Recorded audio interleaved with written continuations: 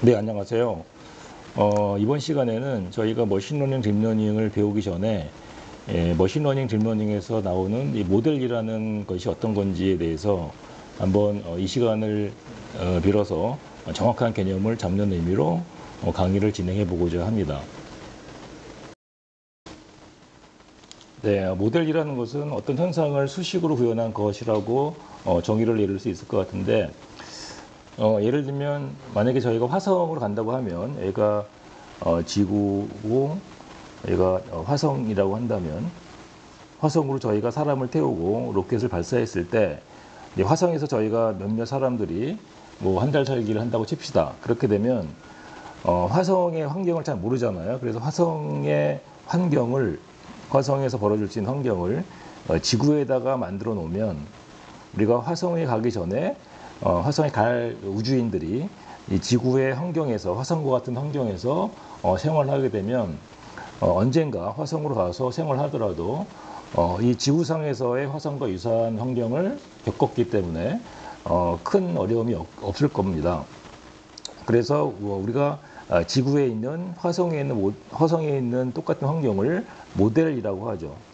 예를 들면 마찬가지로 인공지능에서도, 그러니까 머신러닝, 딥러닝에서도 아까 설명을 드린 화성에 있는 환경을 지구상에다가 똑같이 만들어 놓는 것을 모델이라고 한 것처럼 머신러닝, 딥러닝에서의 모델도 똑같습니다. 예를 들면 사람이 만약에 어떤 일을 하는 거라, 사람이 어떤 이미지를 보게 되면 이것은 뭐 위험하다 또는 뭐 안전하다 라고 하는 임무를 어떤 사람이 수행한다면, 우리가 하고자 하는 머신러닝, 딥러닝의 목표는 이 사람의 역할을 대체하는 것입니다. 따라서 그것을 모델이라고 하는 거죠. 그래서 우리가 다루는 머신러닝, 딥러닝의 모델이라는 것은 사람의 역할을 대체하는 거다라고 말씀드릴 수 있을 것 같고요. 이것을 우리는 수학적으로 함수다라고 말을 합니다. 함수, 펑션이라고 합니다. 함수인데, 이 함수는 여러 개의 학습 변수를 가지고 있는 함수예요. 뭐 한 개가 될 수도 있고, 최근 1조 개 정도의 학습 변수를 가지고 있는 거대 모델이 나타났죠. 자, 그래서 우리의 모델은 사람을 대체하는 함수가 바로 머신러닝, 딥러닝에서 정의하는 모델이다, 이렇게 이해하시면 되고요. 이 머신러닝, 딥러닝에서의 학습 방법은 이제 나중에 설명드리겠지만, 크게 지도학습이 있고요. 그 다음에 뭐 비지도학습이 있고, 그 다음에 강화학습이 있겠죠. 그랬을 때 우리가 다루는 이 머신러닝에서의 이 모델은 학습 변수 세타를 가지고 있는 함수인 우리 모델은 x를 입력을 받으면 y를 출력하는, y라는 것은 임무가 될 겁니다. 임무. 그래서 y를 출력하는, 임무를 완수하는 함수다라고 이해하면 좋고, 지도학습, 비지도학습일 때에는 x라는 것은 데이터예요. 데이터. 앞서 설명드린 것처럼 벡터의 형태로 입력되는 데이터가 되고요. 강화학습인 경우에는 x라는 것이 상태가 됩니다. 상태, 환경이 만들어준 상태를 입력받으면 학습 변수, 여러 개의 학습 변수를 가지고 있는 이 펑션이, 모델 펑션이 주어진 임무를 완수하겠죠. 지도학습인 경우에는 예측 값을 말할 테고요. 또는 뭐 분류를 하겠죠. 그 다음에 비지도학습인 경우에는 생성 모델인 경우에는 생성물을 만들 테고, 강화학습인 경우에는 행동을 할 것입니다. 자, 그래서 우리 머신러닝, 딥러닝에서의 모델은 사람을 대체하는 것이고 함수라고 정의한다. 그 함수 안에는 여러 개의 학습 변수 세타를 가지고 있다라는 것이고, 여기에는 x라는 것이 입력이 되면 x라는 입력 데이터죠. 상태가 되거나 아니면 입력 데이터가 되거나, y라는 임무에 완수하는 임무의 결과물을 출력한다라는 것으로 개념을 짓도록 하겠습니다. 과학에서 다루는 모델의 종류는 크게 물리 모델, 그 다음에 학습 모델, 추론 모델, 이렇게 구별할 수 있을 것 같습니다. 여기서 이 물리 모델이라는 것은 사실은 이 물리 모델 안에는 그 지배 방정식이라는 게 있는데요. 환경을 지배하는 방정식을 누군가는 구해서 이 방정식 안에 있는 그 미지수 x를 찾는 것입니다.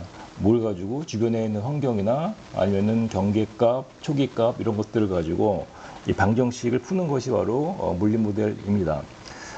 예를 들면 아까 말씀을 드린 것처럼 화성에 있는 어떤 환경을 지구상에다가 똑같이 설치해 놓으면 그 화성에 있는 뭐 공기의 전파나 아니면 중력 뭐 이런 것들을 방정식으로 만들어서 여기서 어떤 외부 환경이 벌어지게 되면 그 방정식에 의해서 각각에 있는 이 해들이 생기게 되는 모델을 우리는 물리 모델이라고 합니다. 그래서 물리 모델인 경우에는 이 초기값 또는 뭐 외부값 또는 뭐 경계값이 입력이 되면 이 지배 방정식을 풀어요. 이거를 컴퓨터를 풀게 되면 각 방정식에 있는 해들을 구하게 되는 거죠. 한편 인공지능에서 다루는 모델은 학습 모델하고 추론 모델이라고 할 수가 있는데 이 학습 모델이 우리가 뭐 머신러닝, 딥러닝에 쓰이는 모델입니다. 그래서 학습 모델에는 크게 처리 방법을 구현할 수도 있고요. 이것이 이제 사실은 전통적인 머신러닝이죠. 전통적인 머신러닝이 바로 처리 방법을 구현한 모델이 될 테고요.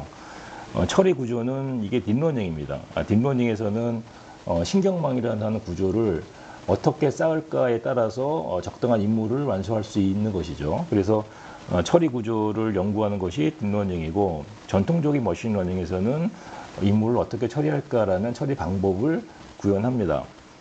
그래서 이렇게 처리 방법 또는 처리 구조를 모델 안에 구현하고요. 그 다음에 우리가 가지고 있는 데이터하고 또는 환경으로부터 이 처리 방법을 완수하기 위해서 또는 처리 구조에 있는 학습 변수를 찾기 위해서 학습을 하는 거죠.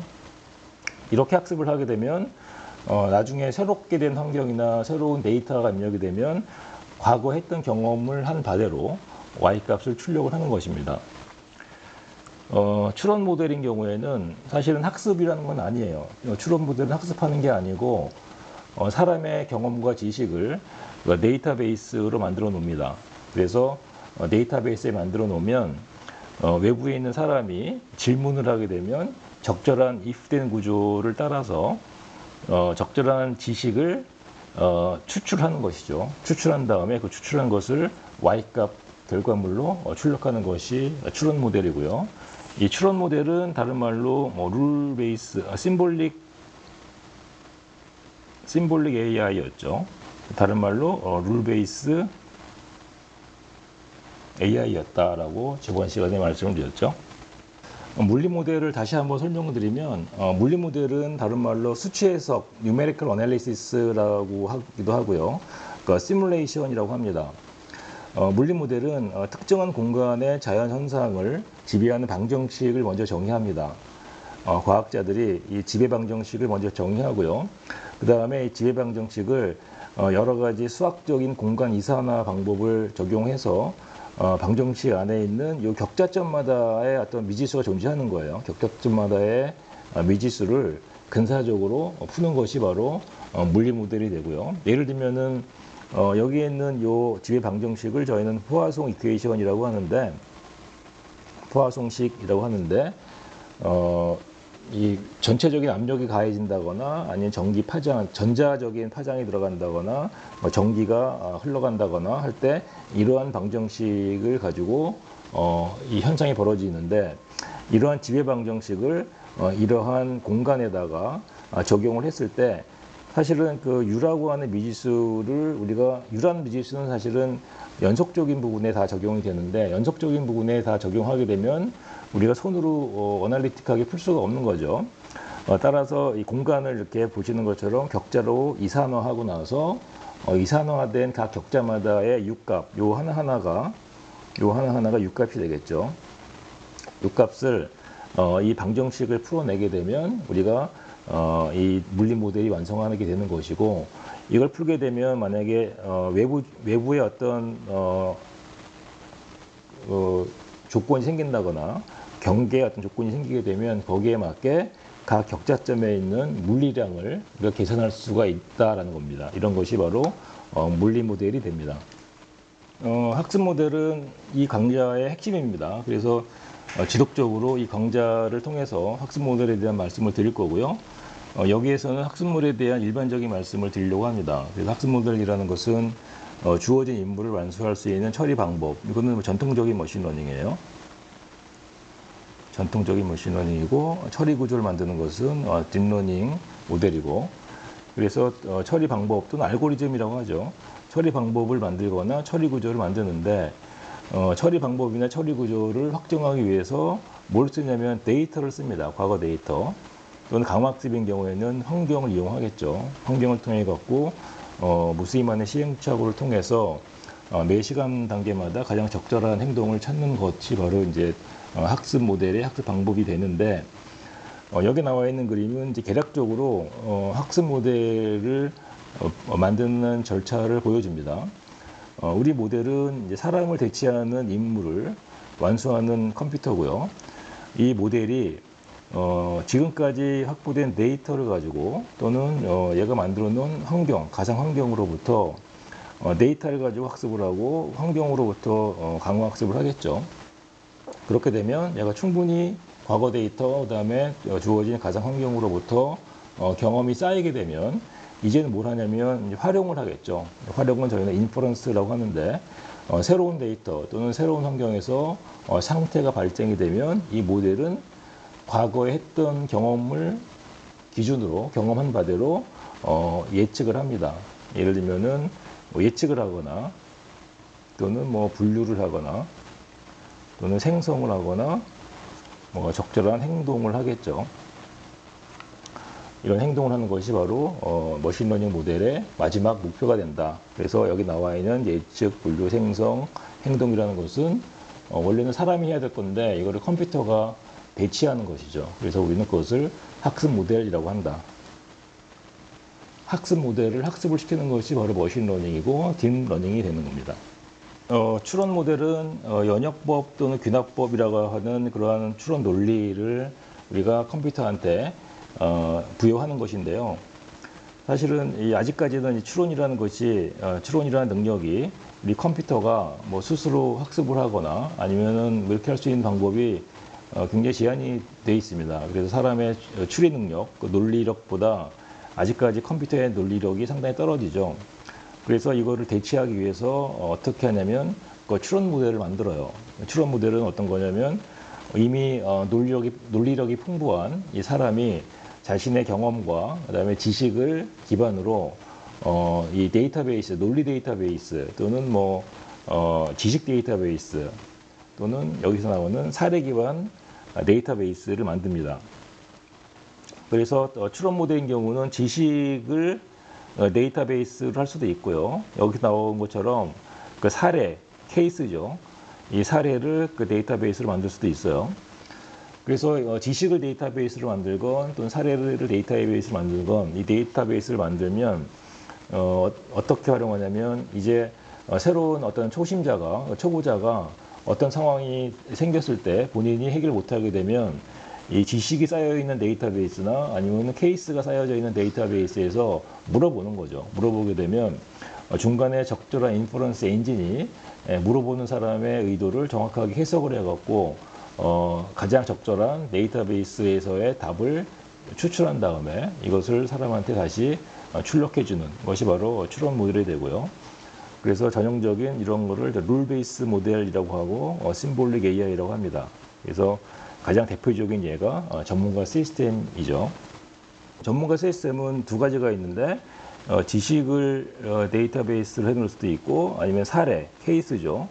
이 사례를 데이터베이스로 해놓을 수가 있는데 여기 나와 있는 얘는 그 사례, 케이스를 데이터베이스로 해놓은 예가 됩니다. 그래서 지금까지 벌어진 모든 사례들, 케이스들을 그 데이터베이스로 만들어 놓고요.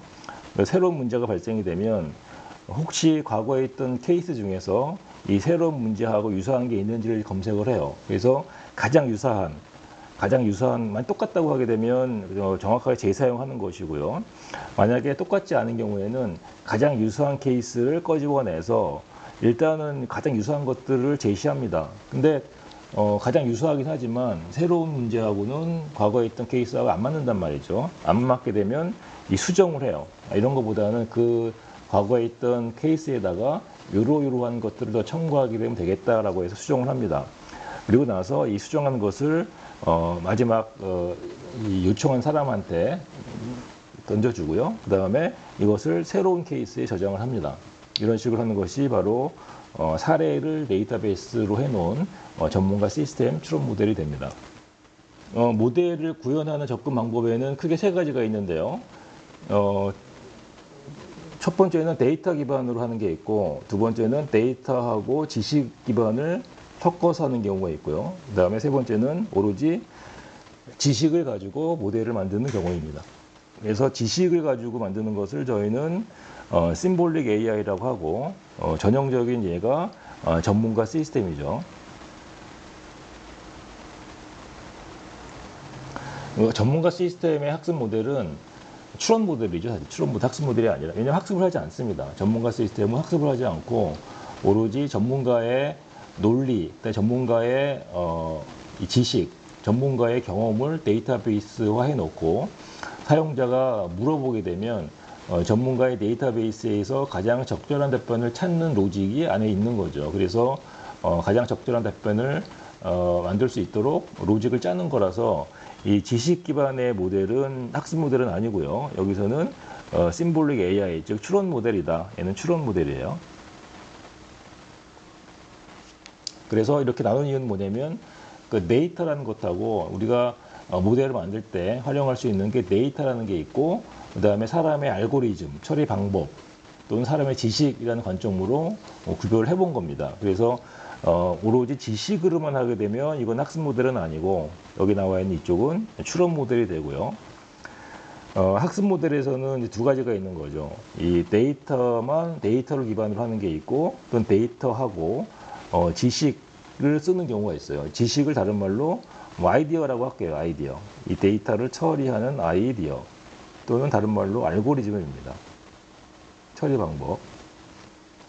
그래서 이거를 저희는 전통적인 머신러닝이라고 하는데, 전통적인 머신러닝에서의 모델을 구현하는 방법은 일단은 그 모델을 발명한 사람의 아이디어를 가지고 처리 방법을 만들어요. 그래서 데이터가 이렇게 들어오게 되면 이 데이터를 이렇게 처리하고 얘를 빼주고 얘를 곱하고 이렇게 해갖고 나는 임무의 Y를 완성하겠다라고 해서 기본적인 처리 방법을 발명한 사람의 아이디어로서 구현이 됩니다.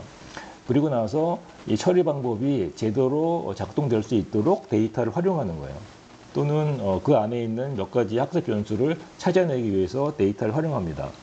그래서 이 전통적인 머신러닝은 그렇게 많은 데이터가 필요하지 않아요. 왜냐하면 이미 모델이 어떤 임무를 완수할 수 있는 방법이 다 내장이 되어 있기 때문에 데이터를 많이 소비하지 않더라도 임무를 완수할 수가 있는데, 다만 이 정확도가 어느 정도 한계가 있는 거죠. 전통적인 머신러닝은 데이터하고 지식을 섞어서 만드는 방식이다라고 하고요. 그 다음에 지식이라는 것을 다른 말로 우리는 알고리즘이라고 합니다. 알고리즘 또는 처리 방법. 그리고 왼쪽에 있는 것이 바로 딥러닝이죠. 딥러닝은 그야말로 데이터 기반이에요. 사람이 사실 관여하지 않습니다. 사람이 하는 것은 딥러닝의 신경망 구조를 어떻게 짤 거에만 집중을 하고요. 이 구조가 완성이 되면 신경망 구조 안에 있는 학습 변수는 스스로 찾는 거예요. 데이터를 가지고. 그래서 사람이 하는 건 뭐냐면 데이터 구조를 잘 만드는 거가 있고, 그 다음에 데이터가 왜곡된 데이터가 없도록 잘 클렌징하는 게 하나가 있고요. 충분히 많은 학습 데이터를 모아야 되겠죠.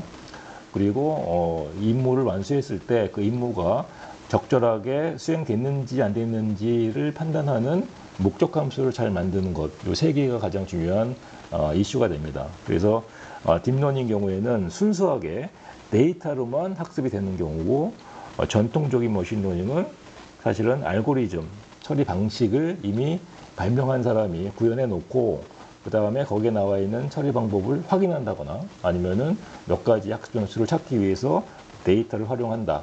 그래서 이렇게 우리가 학습 모델 또는 추론 모델을 만들 때 분류할 수가 있겠다라고 말씀을 드리고 싶습니다. 자, 이번 시간에는 이 정도로 마무리하도록 하겠습니다. 감사합니다.